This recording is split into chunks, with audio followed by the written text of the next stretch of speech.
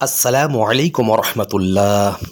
দেশ ও প্রবাসীর সকল ভাই ও বোনেরা, আশা করি আল্লাহর অশেষ রহমতে সকলেই অনেক ভালো আছেন। পবিত্র কোরআনের মধ্যে সর্বমোট 114টি সূরা আছে। তার মধ্যে সব থেকে ছোট্ট সূরা হলো সূরাতুল ইখলাস। এই সূরাটি সব থেকে ছোট্ট হতে পারে, কিন্তু সব থেকে পাওয়ারফুল একটি সূরা। এই সূরাটিকে পাঠ করে আপনি আপনার মনের সমস্ত আশাকে পূরণ করতে পারবেন। তাই ভিডিওটিকে প্রথম থেকে শেষ পর্যন্ত দেখতে থাকুন। এই সূরাটির এমনই ফজিলাত, যে ফজিলাতের বিষয়ে রাসূল করিম সাল্লাল্লাহু আলাইহি ওয়াসাল্লাম বলেছেন, যদি কোনো ব্যক্তি নিয়মিত সূরা ইখলাসকে 3 বার পাঠ করে বিসমিল্লাহর সহিত, তাহলে তার নামায়ে আমলে একটি করে পূর্ণ কোরআন মজিদ পড়ার সওয়াব দেওয়া হবে। সুবহানাল্লাহ। আরও আমরা এই বিষয়ে জানতে পারি সূরা ইখলাসের ফজিলত সম্পর্কে।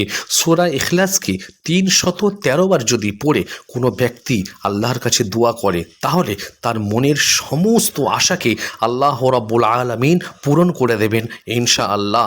তবে এই সূরাটিকে পাঠ করতে গেলে আল্লাহ রাব্বুল আলামিনের প্রতি পূর্ণ ইয়াকিন ও বিশ্বাস রেখে আপনাকে 313 বার এই সূরাটিকে পাঠ করতে হবে। তাহলে আপনার মনের যাবতীয় আশা, ছোট বড় সব আশাকে আল্লাহ পাক পূরণ করে দেবেন ইনশাআল্লাহ। যদি কোনো কয়েদি মানে জেলখানায় বন্দি থাকে কোনো ব্যক্তি, আর সে যদি সূরা ইখলাসকে 1000 বার পাঠ করতে পারে বিসমিল্লাহর সহিত, তাহলে খুব তাড়াতাড়ি সে জেল থেকে ছুটকারা পেয়ে যাবে, তাকে জেল থেকে ছেড়ে দেওয়া হবে। এমনকি যদি এই সূরা ইখলাসকে কোনো ব্যক্তি 7 বার পড়ে কোনো ব্যক্তির উপরে দম করে, তার ভিতরে যাবতীয় রোগ থাকবে, সমস্ত রোগ দূর হয়ে যাবে। খুব পাওয়ারফুল একটি সূরা। এই সূরাটিকে আপনারা অবশ্যই নিয়মিত তেলাওয়াত করার চেষ্টা করবেন, আর এই সূরাটিকে আপনারা একটি ওজিফা বানিয়ে নেবেন। তাহলেই দেখবেন যে কোনো কাজের উপরে যদি আপনি সূরা ইখলাসকে পাঠ করতে পারেন, আপনার সমস্ত কাজ সাকসেস হবে ইনশাআল্লাহ। প্রিয় দর্শক মণ্ডলী, তার সাথে সাথে আজকের এই ভিডিওটি এতদূর পর্যন্ত।